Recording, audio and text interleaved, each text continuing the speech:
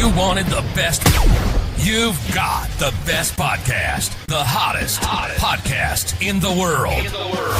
The Chris Voss Show, the preeminent podcast with guests so smart you may experience serious brain bleed. The CEOs, authors, thought leaders, visionaries, and motivators. Get ready. Strap yourself in. Keep your hands, arms, and legs inside the vehicle at all times, because you're about to go on a monster education roller coaster with your brain.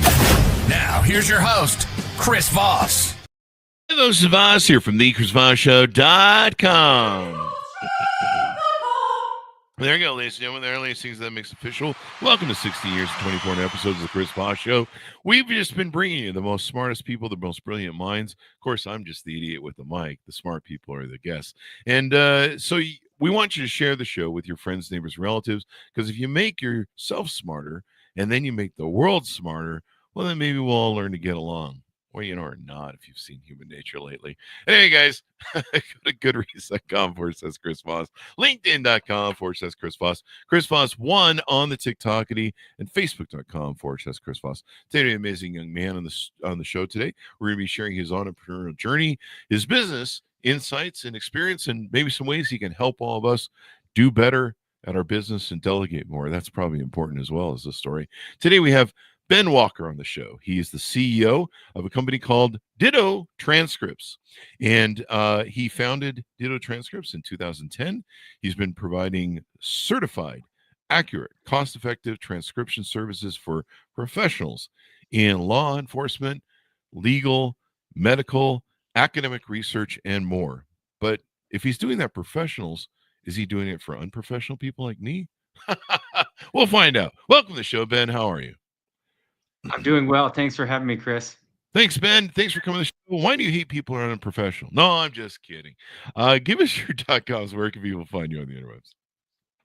They can find us at dittotranscripts.com, and I'm on LinkedIn pretty actively at Benjamin K. Walker. There you go. And so you help people be better professionals at transcribing and getting things done. Tell us a 30,000 overview of your business and what goes inside of it. Well, we started, like you said, originally back in 2010 as a medical transcription services company. Oh, really? Yeah, and we were losing medical clients due to some technological changes in the healthcare industry. Doctors now point and click, and they don't dictate as much as they used to. So we were, like I said, losing clients. And at the same time, we were getting random phone calls from law enforcement agencies and a few law firms locally here in Denver asking us to help them transcribe. And we would turn them away because we didn't have people that could transcribe multi-person audio. Doctors dictate single-person narratives when they used to dictate. Yeah. Plus, those attorneys are always using that Latin and stuff. I'm just kidding. Yes, they do. And then imagine like some of the attorneys we work with in patent law, and they're using words and phrases, scientific words and phrases that sound made up, like the inside of a cell phone, the metals that are in there, they sound fake. Yeah, superfragilistic stuff like that. Yes. Yeah. And they expect us to spell that correctly. Like, hey, how can you get superfragilistic correct? You got the S wrong in there. Yeah, that happens. But I mean, so do humans, right? Yes. And so you've really expanded this business to where it features now a lot of industries: medical transcription, legal transcription, law enforcement transcription, business transcription, academic transcription, general transcription. But have you been able to describe anything Ozzy Osbourne says when he speaks? You'd be surprised by how good our people are, because that's really good software right there, or whatever, people that do that. Well, go ahead. We actually use people. We don't really? Use AI. Okay. All right. Yeah. Well, that probably works better because we use an AI system to do the show notes. And man, if you have a irregular name that isn't Bob Smith, man, that thing will muck up the name like in some of the other data like crazy. It's still not as good as humans. Well, and the clientele that we work with, they require 99% or more accuracy because Mhm. the data they're pulling from these transcripts is extremely valuable, Yeah. either in the law enforcement, the legal, and think, like you said, academic research. They can't have bad data because then their Mhm. research is bad and Mhm. their conclusions are bad, and then they'll get in trouble. So Ah. that's why they come to us because they know the transcripts will be perfect. Mhm. There's an important to accuracy. So how did you launch this business? What got you into this? And was this your first company you started? Yeah, it's a little bit of both. So the Mhm. medical transcription business, I went into with three business partners, Mm. and they're friends of my parents, and they were in healthcare already. So we kind of had a built-in uh, warm lead source from their connections in Mhm. the healthcare industry. And when we started losing clients, I suggested we offer other kinds of transcription to help Mhm. diversify. But we had some really large medical clients that they were happy with, Mhm. and I wasn't really happy kind of sitting on that and not doing anything else. Yeah. So I broke off and started what would be considered like a sister company and started offering legal, law enforcement, academic, and off I went. There you go. And so, do you when you're doing like legal transcription, are you doing like maybe the transcription for court cases where they you want to know what the back and forth went in a court case, or like what's the other thing, depositions and things like that? Is that a lot of what the legal transcription you do for attorneys? Yes, exactly. Mm-hmm. Court hearings and depositions. Once in a Mm-hmm. while, they'll send us law enforcement related interviews if it's a defense oriented trial of some kind. Mm-hmm. Um, a lot of the civil stuff is deposition related, and the court reporter that they had sitting in can't get it done on time or is eh, too busy to get it done at all. Yeah. So they'll send it to us, and we get it done, frankly, faster and cheaper than a court reporter. Yeah. I remember back in the day before a lot of this technology was around. This technology. Um, we had our brick and mortar companies, and once we get successful, you get sued, and people sue you, and you sue them, and people are stealing from you. You got to sue them. Yeah, it's a fun thing. Partners, partners. And everyone shakes you down for money. And I remember we did a court case with we were doing a court case, and my attorney, we'd seen the whole initial pretrial up to the injunctive process where the judge does the injunction, and the judge had done the injunction on two employees we'd hired that had non-compete agreements, and we didn't know they had non-compete agreements.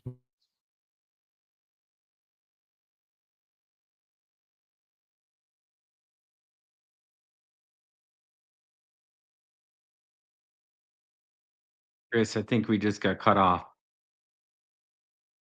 because you disappeared from my screen.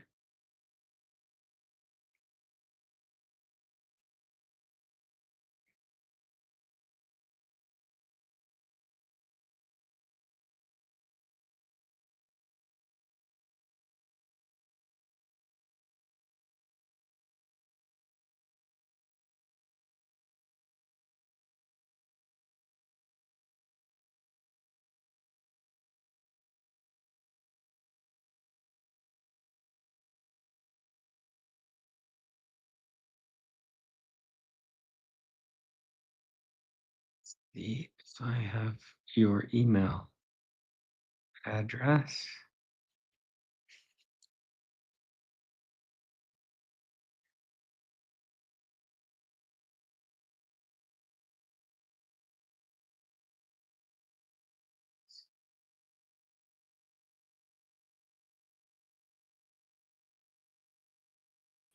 Sorry, Ben, our thing dropped out. I'm not sure what question I was feeding you last. I was doing a riff about attorneys and stuff in a law case. Yeah, you disappeared right when you were saying something about I want to say that the injunction, the judge has to do an injunction. Oh,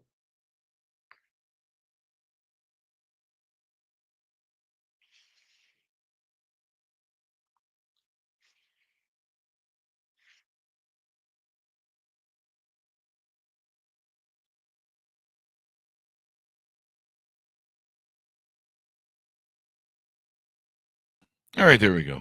You said I was saying what? something about an injunction, like Yeah, the judge has to. yeah. Okay. We'll fix it in a minute, in post. We got the injunction, but he wanted to go back and watch all the videos and charge me basically another $10,000 to watch what he watched the first time. I'm like, no, you're not. No, you're not. And it was like $150 too to get the videos from the court.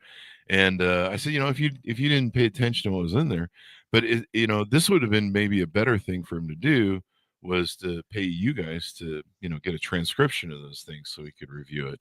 I don't know. I'd still be probably paying him for an hour or something. So, yeah. But Well, your service probably went better.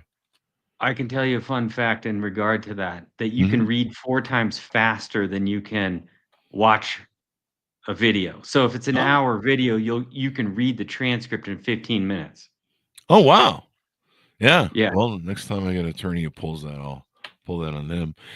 So what makes your service different? And then separate us from talk about the people that maybe are competing with you that use people like yourself, and what makes you guys better than there's a lot of this new AI transcription services coming online. What makes you guys better, and what's your lane that you guys really innovate on? Well, what makes us better is our accuracy when compared to, say, an AI version of the transcript, because we've done testing on it and it's, between 50 and 60% accurate. And I know people say that's low and that I'm being overly, obnoxious about that. It's not, though, when you consider the formatting involved. So a lot of or law enforcement agencies have special requirements on formatting, like Hmm. names being indented, there being space around on the header and footer and on the sides, and 1.5 spaces between speakers. Things like that. The AI will not get right. Hmm. Um, and we're 99% accurate, like I mentioned earlier. We also certify the transcript, so our transcriptionists literally sign their name and date it when they Wow. transcribed it. And they can be called to testify if there's an issue with something that's transcribed Oh, wow. in the transcripts. They can say, I transcribed this, this is what I heard, and go on the stand. Wow. All right. Note to self: never get pulled over by a police department that uses your guys' transcription service, because I'll be like on there being like, "I didn't do it. I didn't do it, eh?" And they'll be like, "No, he said he didn't do it, but he did it." There you go. A few other things that differentiated us is that we're US based and all of our Oh, transcriptionists have to pass a criminal background check conducted by the Colorado Bureau of Investigation. ah, So we that's all a get really important fingerprinted. point. Yeah, and many of our competitors don't come close to that for Hmm. security. Well, you guys have a lot of security issues, because imagine a court case, of course, may be, it may be sealed, and there may be certain aspects of it that can't be released to the public without the judge's approval. There's the HEPA law. Is it the HEPA laws, I think, in medical, right? Yeah, So you got to HIPAA. protect HIPAA. Yeah. I'm not hip on the HEPA Yeah. or HEPA on the HIPAA. So that has to be protected, clients' data, clients' information, and stuff. No one wants to find out that you've got. I don't know. I don't have a joke for it. Anyway, so you service all these businesses. What's kind of interesting to me is you kind of did something that I actually went through with a business partner very early on. One of our first successful companies, we started it. My business partner had an in with a medical testing lab, and he worked there, and he's like, the courier company that we're using, it sucks. They smoke, and so when they come in, they smell like an ashtray. It's just people just hate utilizing them. They're bad attitudes, bad service. They don't care, and they were the biggest in the town. And so I said, well, let's compete with them if you think that your company will give us a contract. And so we went into that narrow medical field. And one of the problems is it was a lot of work, and you had to be on 24 hours a day because you're picking up, emergency stuff from hospital, taking it to the lab because they got a guy on the table bleeding out. They're trying to figure out what's wrong. And so, well, it was kind of cool. It was a great way to get that foundation started, the business. I said, we need to try and find other more profit centers. You can't, if you rely on one, you mentioned your partners at the other company were saying, hey, we have these big clients. One of the problems is if you have, I call it the 80-20 rule. If you have 20% of your clients, which bring in 80% of your business, if you don't have enough clients or enough new developing clients to replace them, when those people leave, your company can come to an end. And a lot of times, we've had people that on the show that are business brokers that buy and sell businesses, and they're like, yeah, when you see a balance sheet where they have one big client or just a couple big clients, and the rest are just tiny clients, and there's nothing really new going on, you're like, you realize that if we buy this company and those one or two clients leave, or one of them leaves, the company's broke, right? And so I think it was good that you diversified. And what's funny is I had the same kind of conversation. I talked with my partner and I go, I'm going to send out this mailer. I'm that old, to advertise our new company. And I'm going to hit 5 different targets of what we know in the courier business are the industries that we target. And he goes, this will never work. It's not going to be whatever. Well, sure enough, we discovered that mortgage companies would pay a premium. We didn't have to work 24 hours a day and be on a 1-hour call, and we could work like a normal sort of shift process. And it was far more profitable. And so you did a really smart thing there, diversifying to other industries, making sure that you've got plenty of exposure to a lot of different segments. So very smart move on your part. And it looks like it has been since you've been running it since 2010. That's 14 years. Good job. Thank you. And, like we talked about earlier before the show actually started, I don't have a resume. So I didn't have a lot of options. It was either find new clients in different industries or make a resume and go get a job and work for somebody else. Now, And how old were you when you started all this then? Were you fairly young? Was this your first company you started? Data Transcripts is the first company I started by myself in my Wow. early 30s. Wow. Good for you. Yeah, I come from an entrepreneurial family. My parents have started probably 25 companies. Really? There you So go. it was kind of normal. That was normal conversation. And yeah, that's who Wow. we were around when we were kids, were other business owners. Mm-hmm. So you picked up the DNA, and that really helps. I wish more parents would give that optionality to children. And I didn't even know what an entrepreneur was when I started my first company. I was like, no one talked about it back then. No one was like, yeah, be an entrepreneur. No one was saying that to. And my parent, and even my parents, were like, go get a job, shut up, get out of the house. You're 18. And so having that sort of blueprint experience that you had, where you kind of grow up in that world, my hardest part was when I started my companies is no one understood me. No one understood what I was trying to do. And you're doing a business over there, or what the hell kind of thing you got going on over there? And why don't you just work for the man? And so it was hard, and it was hard to find people. I mean, back then it was different in the brick and mortar world. It was hard to find people that you could have. In fact, back then, what you had to do is, if you wanted business advice, you had to hire like some super expensive attorney, and by then you try and figure out how to pay him. And that was it. But now, everyone talks about entrepreneurism. You got all these people you can get advice from. You watch videos on YouTube. It's kind of great. But no, it's great you had that blueprint, because I think that really shapes people and gets them into being more entrepreneurs. And I wish more parents would do that.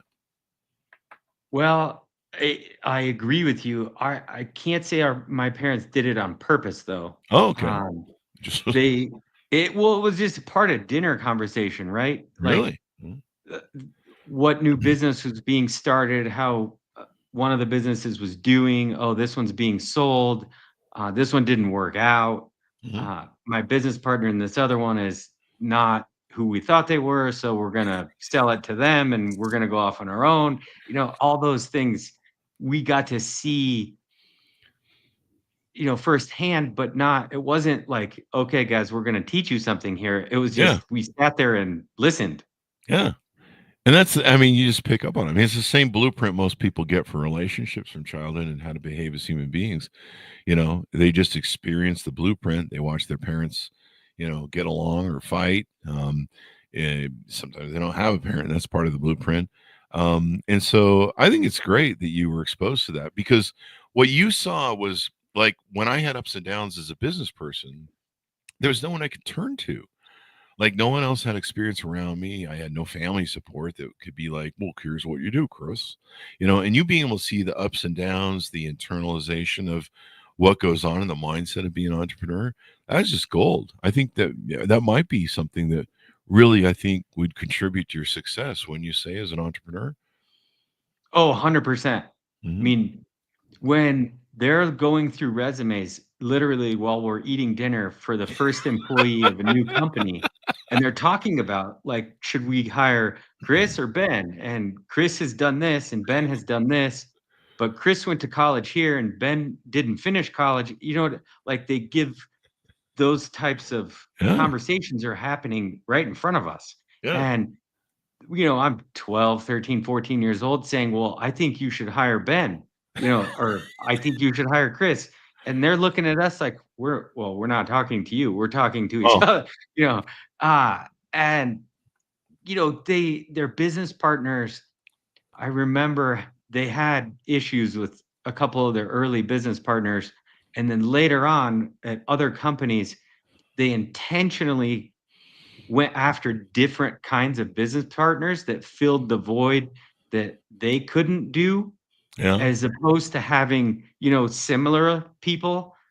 They would then go get the CFO guy, and they would go get a CEO guy, and they Mm-hmm. would go get the attorney, and they were all separate, and they didn't cross over each other. You know what I mean? Whereas before they had too many cooks in the kitchen, and it got messy.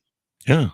And you just watched and learned and listened, soaked it all up, and probably a lot of lessons maybe they really didn't connect for you until you got in business. You're like, wait, I know some of the stories behind this, right?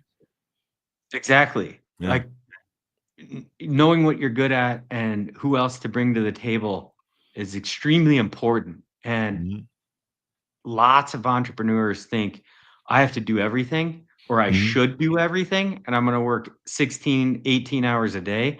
And I don't think that works very well. There you go. So now when people work with your service, and you've gotten 14 years, man, that's awesome. When people work with your service, um, how do they pay? Are there different sort of levels? I see here there's you can get it kind of on the slow turtle mode, or you can get it faster, or if you need it really done fast because you're behind the eight ball on your timeline, you can order it. There's several different formats of how you can order scripts. Do you want to give us a little bit of that data? Yeah, so we have three different turnaround time options: 1 to 2 business days, 3 to 5, and 6 to 10 business days. Mm, And then we segment it into 1 to 2 speakers or 3+ speakers, because when there are 3 or more people involved, it does take us longer to transcribe. mm, You have to pay attention to who's speaking, especially if they're speaking over each other. Let's say it's a court hearing and it gets a little heated. You might hear multiple people talking at the same time, or a law enforcement interview with two detectives and one suspect, and the two detectives are speaking at the same time, or the suspect is whispering and you can barely hear him. Oh, So that's the reason for the pricing tiers. And in the medical world, it's very different. As we talked about earlier, doctors dictate single person narratives. So their pricing is done differently okay. than the pricing. Yeah, they're priced by the line, and it's been that way for probably 50 years. Whereas the other industries are priced by the minute. So $1.50 a minute, and it's an hour long, is a $90. It'll cost $90 for Oh, wow. 6 to 10 business days. Okay. And I notice it has a people-centric touch process where you interact with people. You have a rep that's a human being. A lot of these AI systems, I don't think if you can get a hold of anybody, and then if you do, I think it's like one of those Zendesk things where you got to wait 3 to 5 days for an answer. But you guys have that people-person touch sort of aspect in customer service. Oh, yes. We answer every single phone call Monday through Friday between 8 and 5, and we return every email the same day. Wow. Well, what sort of satanic stuff is this? No, I'm just kidding. Who hurt you on the waiting 3 to 5 days Zendesk doll? No, I love that. Yeah. I'm a big believer in customer service and customer centric, and there's nothing more frustrating when you have these companies, these technological behemoths that you can't even communicate with them when there's problems, and it just communicates like we don't give a fuck. Like my biggest thing that I hate is when I do have a problem and I'm trying to reach someone on it, and they're like, yeah, standard procedure is 3 to 5 days, and you're just like, well, that must be nice to live in that world. Yeah, we don't because I don't like it when it happens to me. So I don't do it to other people. Like, we're in the business of getting projects in and out as quickly as we can because we don't know what's coming next. Yeah. We can't predict if there's going to be, kidnapping, rape, homicide case come in from one of our law enforcement clients that takes up, 3 people for 2 weeks. Mm-hmm. We don't know when those are going to happen. So we got to continually be moving forward and getting things in and out as quickly as possible. Yeah. Yeah. Almost have to have surge pricing for that. Like Uber does. If you jump the line, that's the faster turnaround time. Yeah, we charge more. Yeah. You gotta charge more and stuff. What has been some of the most challenging aspects that maybe have made you grow, or maybe just trying to overcome them? You're proud of overcoming them. What's been some challenging aspects of running a business over 14 years? We do have a lot of competition that exaggerates their accuracy, especially in the AI industry. They're claiming accuracy levels that just are not true. I've seen that movie. Yeah. Like I say, we transcript the show, and I have to proof it all because which is basically makes like, why is it my job now again? And because the inaccuracies, and it's weird, like names they'll fuck up, or names of companies, or sometimes it just goes on its own freaking, it's just making whatever it wants up, I guess. I don't know. When there's silence, it gets really confused, and we'll fill the silence often with stuff that's not related. I do that on dates. Yeah. So, it sounds like a great service that people can use. They can get their transcripts, if you want something professionally done.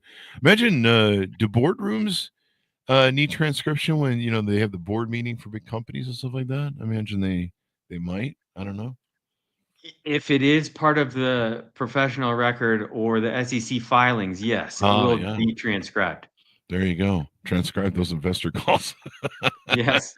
He said, how much did he say he's going to make this year? And he missed the mark. So, but we have it on paper. So there you go. What are some other features and benefits maybe we haven't talked about that you do for your customers? Well, the thing is that you get what you pay for. And I know that's kind of a overused cliche. But it's true. Yes. Yeah. And we charge more than, say, the AI companies or some of the marketplace companies where you upload your files and it can be done by anyone in the world, whoever grabs it first. Yeah. Yeah, we don't do that. We have specialized transcriptionists that we assign to specific clients so that they can get down all the names and say, if it's the psychology department at the University of Indiana, they're going to get used to those researchers and the terminology being used, and they'll get faster and more accurate. So we have the same people do it over and over for that reason, so that accuracy is better, timeliness is better, and our transcriptionists make more money because they can transcribe faster. There you go. And they know, so they know that, hey, one doctor, I'm not saying any of your clients do this. I'm just making a joke, folks. But, if you got that one doctor who's throwing back the bottle before he does the transcript, they're like, we can we can figure out a slurring now. I don't know. I'm sure that never happens because no one would ever do that or fly a plane and drink. So there you go. Do you do any transcription for podcasts? That's a big thing right now. I get all these sort of advertisements for that sort of stuff. We have a few podcast clients, but not as many as you'd think. They tend to use the AI automated transcripts and run with that. I don't know why, but they do. Yeah. Because they're cheap bastards. Ask me how I know. You said it, not me.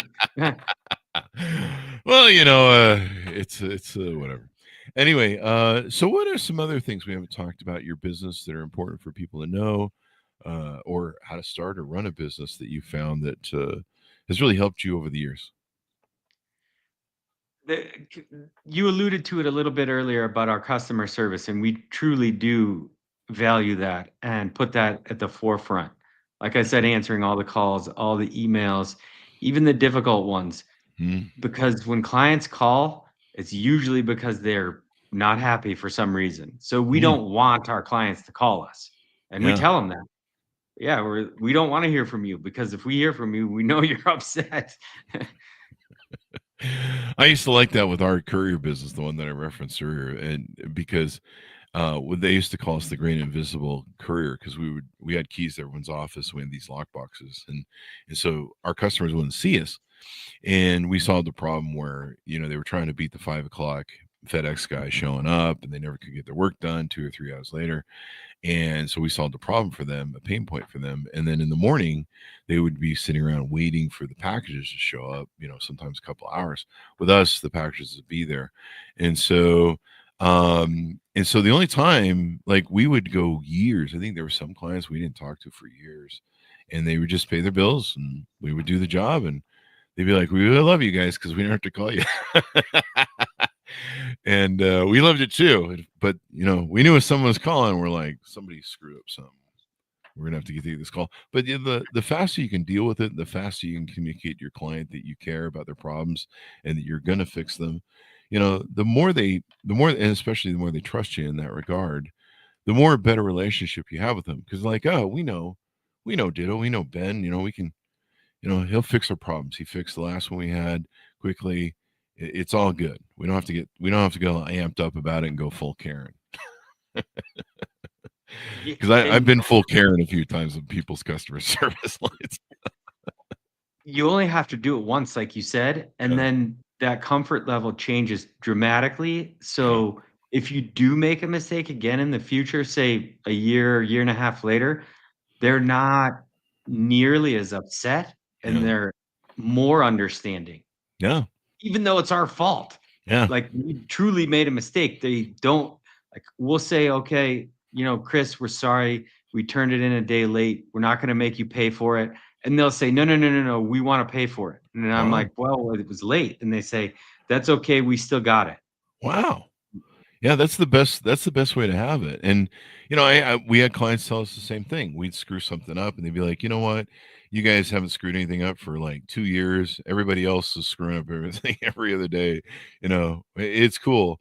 But just, it's amazing how much just getting on top of stuff right away and, building that trust, letting the customer know that you give a shit I mean, all I ever hear when I call, like, we'll kick on around cable companies. All I ever hear when I call cable companies is, they're like, we care about your call. Your call wait time is 2 hours. And they'll keep repeating that. We care. And you're just like, go fuck yourself. You're a multi-billion-dollar company that's sending billions to investors on Wall Street. You can afford to hire 5 more people, dude, or 20 or 100. Like, yeah, I'm sitting on here just to run your stock up, I guess. I don't know. But what have you found in over 14 years of being a CEO, being a leader? What have you found are some of the things that you use, or techniques or skill sets or leadership styles that you use that have really helped you, and maybe also in terms of culture at your company? That's a good question. Mhm. I ask for their point of view or opinion before I give them mine because What? I You don't listen to want your employees? yeah. This is novel. Well, I learned a while ago I don't know everything. Yeah, So, I learned that the hard way yeah. too. Yeah, I ask for their opinion first before I give them mine because I don't want to cloud their judgment. Yes. Yeah, because And then they'll just be like, "Whatever you think, boss," and you're like, "No, no, no, no. I really want a different opinion." Right? exactly, because we all have different perspectives on life and we all were raised differently and went to different schools. So Yeah, they might know something I don't know, or yeah, they see it from a different point of view. And I want to know that because my point of view is very limited mhm, and I want theirs. yeah. And I mean, you're looking for that optionality because I learned a long time ago. I mean, I started out hitting home runs, and then all of a sudden I started whiffing balls, and I was like, "Wait, the miracle magic boy has lost all his good ideas." And I just learned that even though my title was CEO, I wasn't the purveyor of every great idea in the world, and that sometimes I'm wrong, and when I'm wrong, it's really expensive. uh and so does that build in the culture of your environment at your work? I mean, you have to probably be in a business like yours that revolves on trust, honesty, accuracy. You have to convey that yourself and exemplify that as a leader yourself, right? Oh, 100% because I can't be involved with everything. Yeah. I we're too big for me to know everything that's going on. Hmm. Yeah, and they have to trust me too. So it's a Yeah. two-way street. No. Yeah. And, these are some of the big things people have to think about, how they do leadership, how they can how they can run organizations, and the culture. Building culture is a big part of it. So as we round out the show, give people a final pitch out to utilize your services, how they can reach out to you guys to get to know more or follow up for more information. Do you do I know some people do like a test period, trial period. I don't know if you do any of that. Give us that final pitch out if you would. Yeah, we do a free trial or 25% off your first order. Hmm. And we could like I said earlier, we can be found at dittotranscripts.com. And I'm on LinkedIn every day at Benjamin K. Walker. Or if you look up Ben Walker Ditto Transcripts, you'll find me. There you And go. we work with, like you mentioned earlier, a lot of different industries. We've worked with authors, we've worked Mhm. with museums, we've worked with research departments at universities, independent research facilities that do all kinds of research, scientific, political.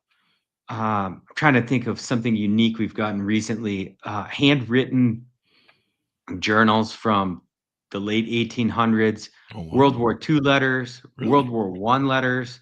Wow. Uh, Man, you name it, we've done it. And some of it is highly confidential. Hmm. Others are from museum collections at the Smithsonian or like the Leo Becht Institute, New York. Wow, that is great, man.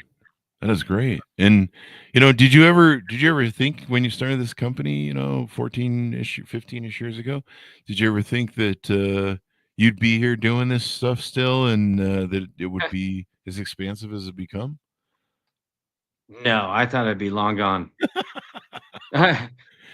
You know, it's interesting too. People are willing to pay a premium still for human interaction and experience, and for humans to do things. And I think that will probably, I don't know, it's probably always be the case. I mean, AI can't paint my walls. Someone who's good at it and has a cool character when they come over and hang out and paint your walls, that can't be done by an AI, not yet. There's still time, I guess. But yeah, I mean, there's always going to be that chance for error. It happens to me all the time. There's something I'll miss in a transcription, and then the client calls and they're like, "Hey, can you fix my name?" And I'm like, "Oh man, I thought we did that. It fooled me." And they're like, "Yeah, down buried in all the stuff." And for me, the show notes aren't that long, but for transcription, medical attorneys, all those sort of things. I mean, there's a lot of data there, and like you said, the formatting too, of like legalese and stuff. So very good and interesting stuff. Thank you for coming to the show. We really appreciate it, man. You're welcome, Chris, and thanks for having me. Thank you. And thanks for tuning in. Go to goodreads.com/Chris Voss, LinkedIn.com/Chris Voss, Facebook.com/Chris Voss, Chris Voss1 on the TikTokity, and all those crazy places on the internet. Be good to each other. Stay safe. We'll see you next time.